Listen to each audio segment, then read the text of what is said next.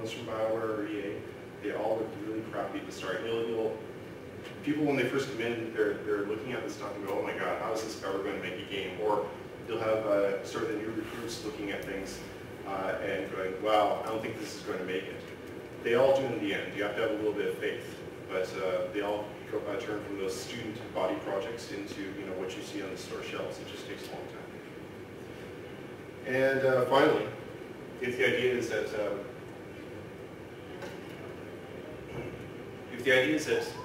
okay, so I don't get into the game industry, so I get in at first and become an entry-level designer. Of course, I'm not going to have too much say or anything, but eventually I want to get that game, my game, on the store shelves.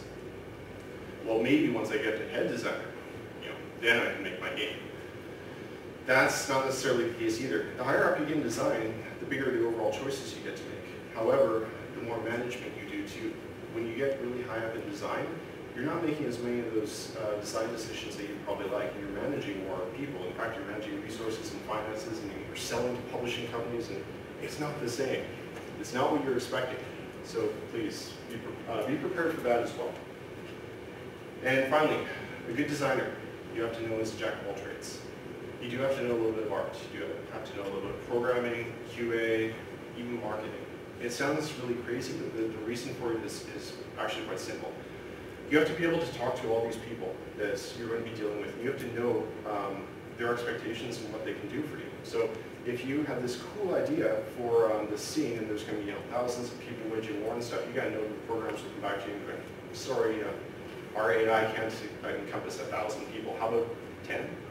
You have to know that when you go to art and stuff like that, you have this awesome idea for this cool, dragon fight and stuff like that, and it's going to be fully animated, and it's going to have all these crazy attacks and stuff like that, that art may come back to you and go, well, that's going to take us months and months. How would you like 30 individual normal-sized characters instead of that one big boss? You have to be able to weigh that stuff. So knowing what they do and understanding their jobs is actually really important. So anyway, enough of that. Let's get into actually how you break in. First you're actually going to have to figure out, I'm sorry to bore you with this, because this seems like such an inane thing to figure out. First you got to figure out what you want. And the reason it's so important is because so many people come and they're like, I want to be this, I want to get into like an RPG designer. And they live in Utah. They don't even live close, or they want to learn how to program video games and stuff like that, and they're going to art school. You have to actually position yourself so that you're close to what you want to do. So first ask yourself what kind of game you want to make. Are you even close to the people who make them? If you guys want to make RPG games, I'm assuming some of you guys are here to do that, and you live in Edmonton, good job. First checkmark box done. You live close to them. You have to be able to get close to the designers and stuff that do that. The second part is what kind of designer do you want to be? Some people want to just go sort of into the art aspect of it. Some people are very pre-production, which is the first initial creative ideas. Some people just, they have okay ideas, but they really just want to work on a project. Figure out what you want to do.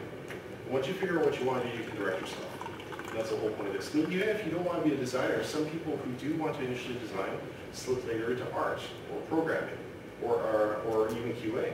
Like all these fields get you in the game industry and get you close to games, and they're good. But you have to figure out what you want. So once you found a good position, you're going to want to try to get in. You have to choose the method. And I've ordered these from least likely, most commonly used, to not so commonly used, surprisingly, and most likely to get in. So the first one is people try to get in on their good looks and winning personality. Yeah, it actually works sometimes. It surprises the hell out of me, but it does work sometimes. People are very charismatic, and they actually manage to get in. But even if you do get in, staying in is a big problem because you may not have the skills. And the time it takes you to catch your teeth to get into the industry and learn the skills you need to know, you may not have in that first opportunity. So while it's great just to send out resumes and have nothing else, it's not the best method if you want to stay in the industry. The second one is have a friend. And for those of you lucky enough to have friends, good job. You may have a good chance of getting into the game industry as well.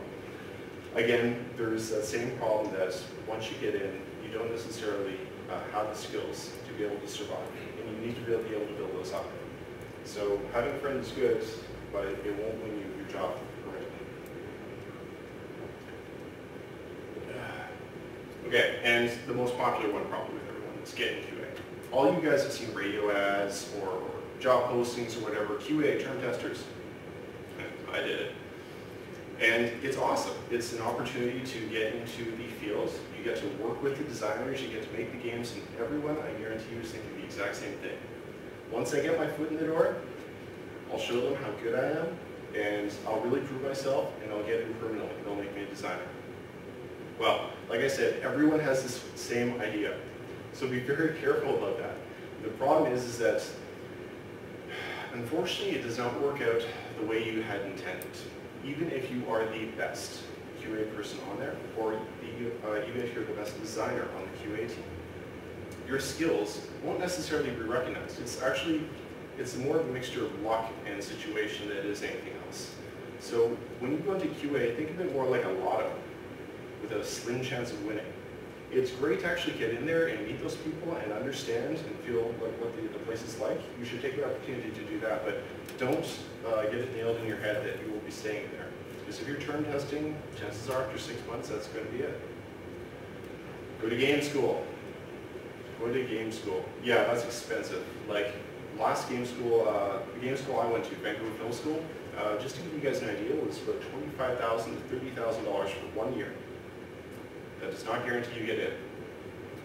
That is ridiculously expensive. Yes? I went for a 4-month, my only course cost $8,000. Yeah, so you got a way better deal than I did. I got ripped off. Actually, I got to do a class 3 days over week as well though. Yeah? Yeah. Okay. So it's like, if you're going compact, it's probably more like 2 months. Did that get you into the game industry though? Not immediately right after. So it depends. Like it depends on what you're going to be doing. Like Vancouver Film School, I'm obviously biased because I went there. Has a really good program. The one thing it did do is it has teachers that teach you, they come after work from game industry jobs in town. So literally, you have a 1-year interview with guys, and then at the end, you can make this awesome presentation, and the same people who've been judging you and nurturing you all that time are with you. So it's wonderful if you have the money and if you have the time and the patience, but it does not guarantee you get in. You still have to work your ass off. In the end, they'll recommend you do the exact same thing, and a lot of you guys probably know this already. Build a portfolio, make a game. It's been driven into you guys. So that is by far the most important thing you have to do, proof of concept. When you go to a game industry, or if you're fresh out of high school and you say, I would like a job, they'll say, what have you done? Nothing. If you do not have a portfolio, you won't have anything. You have to show what cool things you've done. So we'll go into that. So for a portfolio, if you're deciding on doing it, again, not to bore you guys, but you guys are familiar with what mods and total conversions are. I guess a bunch of you. Okay. That's one first and easiest for this when you're building your portfolio. And I probably don't have to tell you this twice. It's easy to. You have the game, you have the tools, you can build it, it's great. And it's a chance for you, singly as an individual, to go and make whatever the heck you want. You can also do Flash games and indie games. Actually, sorry, we'll go back to total conversions for a sec. When you're doing mods even, you're probably doing it on your own, but the best mods and stuff to do are the ones with teams. And you guys probably won't like to hear that, you'll hate that. Because working with a whole bunch of people, you don't know if it's going to get done, because they're all volunteers. And you don't know what it's going to be like. You don't have the same creative input that you would have, of course, doing your own.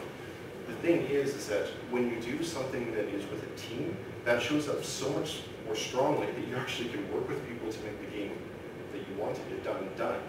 It is, it shows up that much better as a bullet point on your resume. Plus, the total conversion that you do will always be better, will pretty much always be better than anything you can do on your own, because you have a bunch of people working on the same thing. So we'll also look better on your resume. So anyway, Flash and indie games. For those of you who haven't tried Flash out, it's excellent. It is a very simple tool to use. You can prototype games really fast. Hell, most of you guys have probably played Flash games online. The reason why there's a gazillion of them is because it's so easy to put together games. It's ridiculous.